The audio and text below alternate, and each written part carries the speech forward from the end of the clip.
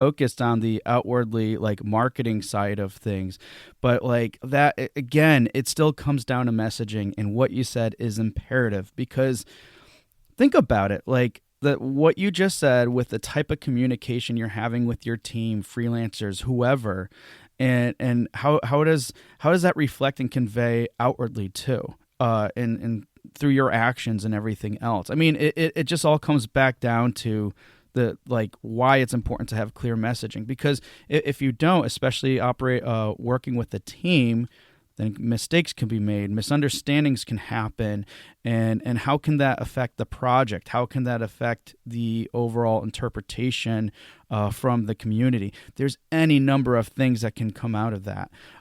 So again, clarity in your messaging is key, and I'm so glad you brought that point up, because it's something too we don't tend to think about as well. So very, very well stated. Thank you. So that's a great segue, I think, into, other different types of messaging. So we understand, why it's important to clarify, but what are these types of messaging? So Mustapha, you already did a great job on identifying, I would call, I guess, internal messaging or whatever.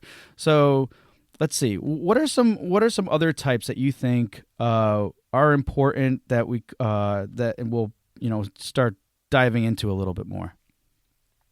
Yeah, I would say, categorizing into brand, product, and visual messaging, I would say is a great start.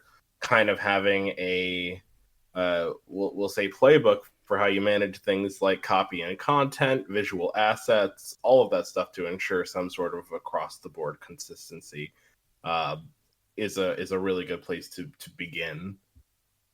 Yeah, no, definitely. And I think starting off with the brand, as I kind of mentioned before, like a lot of people, and this is why I say this, because a lot of people don't think about themselves as a brand, as an entity getting out there. And it could be a variety of reasons. Sometimes, I mean, we can just, as human beings or whatever, we can be quite modest, and we don't want to like think about ourselves so much in that case. I mean, we still care about what we do, the work that we're doing, our passions, things like that. But when it comes to like sharing that with other people, it's like, well, that's just not me. And that's okay, but it's still important to have that messaging. And I'll break it down as to why it relates. So I mentioned before, people like to know what you represent, right? Because, and also with publishers, publishers like to know what are your goals and what are your intentions. Because here, I was talking about publishers, so let's identify part of the reason why they're. One reason, too, is they're not necessarily looking for someone to back someone with a vanity project. Sure, I mean, if it's a great project and they're interested, they'll go ahead and move forward with it. But they are also looking for relationships, and to know, like, a part of it is like, what's that driving force behind you that you're doing this? Because they're doing a lot of different risk assessments when they're increasing their portfolio. So, and that's one of the probably many other areas that they're looking at, but it's still an important factor and something for them to also consider in light of everything else. So, that's a good reason too. And if you can, and it's another great way to make a strong impression on them. But let's just say other people too.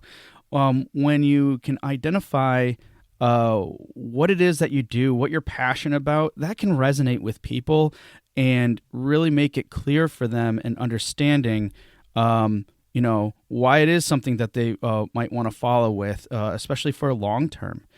So what I would like to do is actually kind of give an example of someone who makes a statement of kind of like their core mission statement, whatever, in terms of what they want to do. And then I'll tell you who it is. So this one is, we want to make games that spark your imagination like the games you played as a kid. So very short, sweet, concise, very specific, but still not specific enough. So it's like, I mean, it's specific to a point in terms of its format, but it's also somewhat broad. and that's Supergiant. And you go on their website, and that's what they have. So I love that about them is because it really says what they want to do as a game creator. And in a way, I think that statement also reflects, to some extent, everything that they do and that they represent within the community. And it's really important. And it's so important, in fact, I actually ingrained this is to my process whenever I'm working with someone. Then one of the questions I always have in a questionnaire I share with everybody who I'm working with is, how would you like to be known throughout the gaming community? And there's a series of other ones too that I have. But it's important because it helps me get a better understanding where they are, where they want to be, and also helps me when I'm working with people get a better understanding of where else their goals and objectives can lie, and making sure that I'm helping them guide on that process.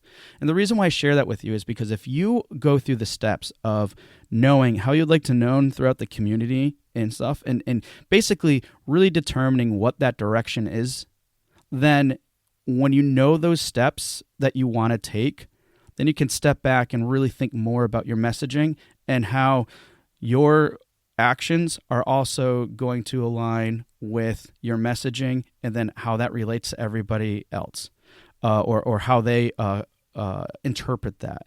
And it's really important to know because it's helpful for you and it's helpful for everybody else. And when those two things align, you're more likely to hit that goal that you want to be striving for.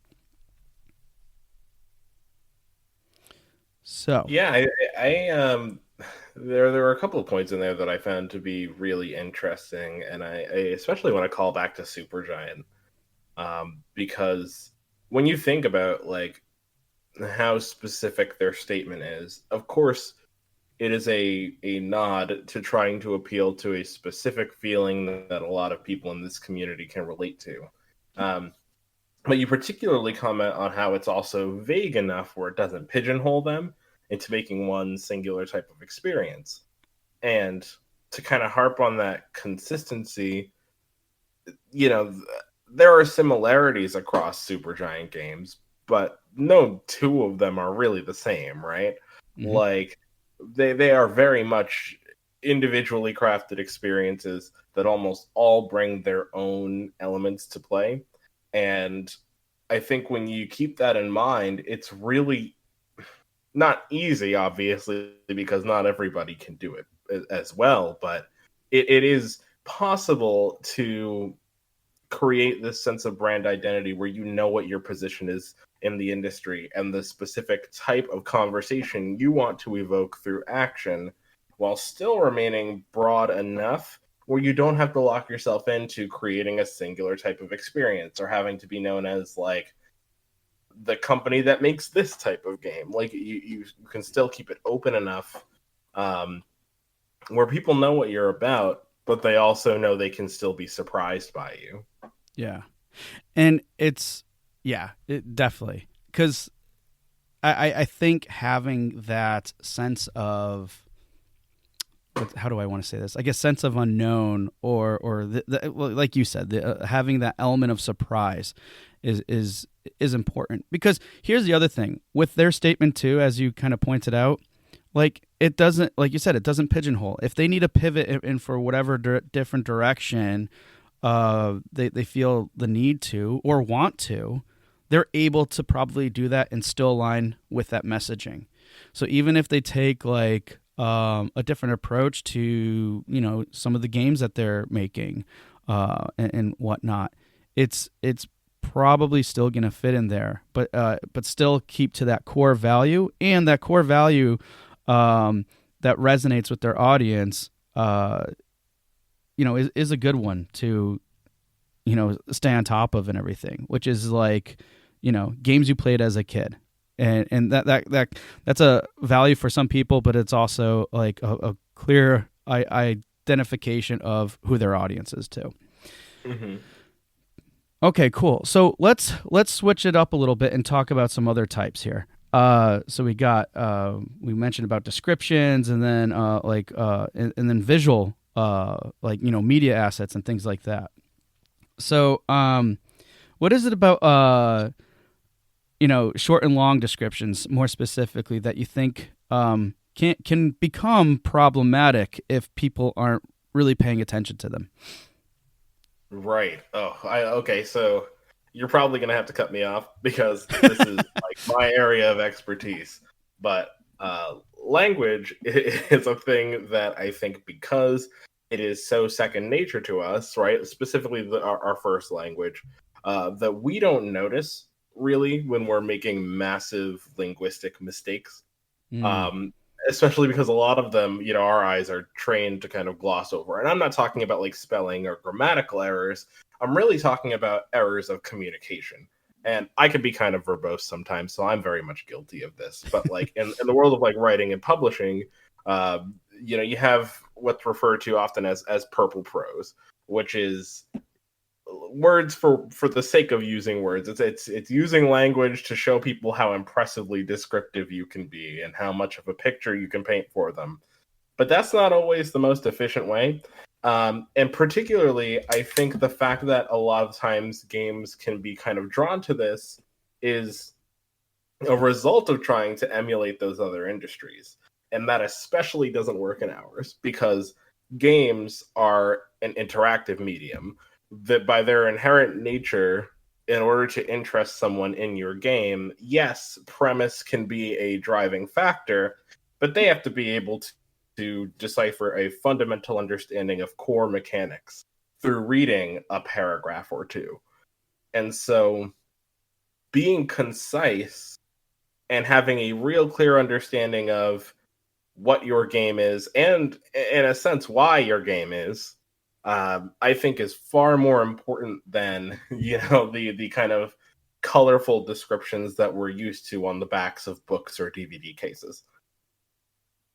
Yeah, I love how you phrase that, and because basically you, and this is from your expertise too, and everything. Like phrasing it that way puts it back into a context of this is kind of how we're used to working, whether it's like culturally related or societally related.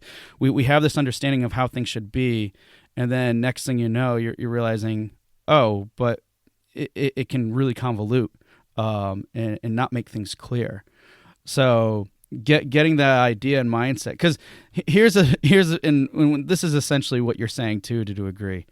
What you think might be might be acceptable or okay, or you're like, oh yeah, this makes complete sense, could be very far from the truth, and it happens all the time with like everybody.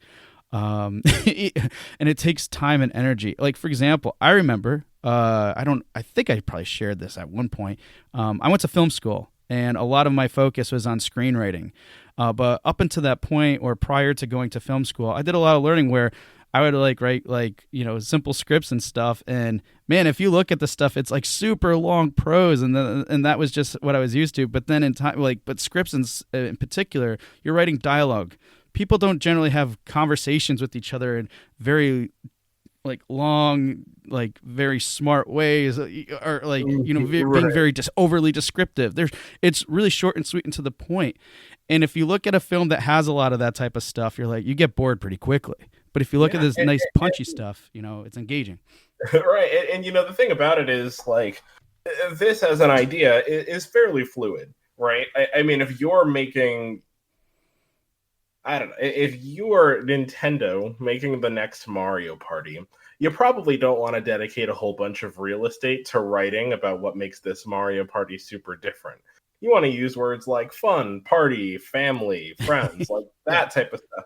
Just make sure those types of words are in people's faces so they get the general idea of what you're going for. Yeah. But if you're making an in-depth RPG, perhaps something even like a tabletop RPG or something like that, then yeah, you probably do want to add some of that flavor language, get a little bit more in depth with it, because those things are probably going to be less intimidating to your target audience anyway.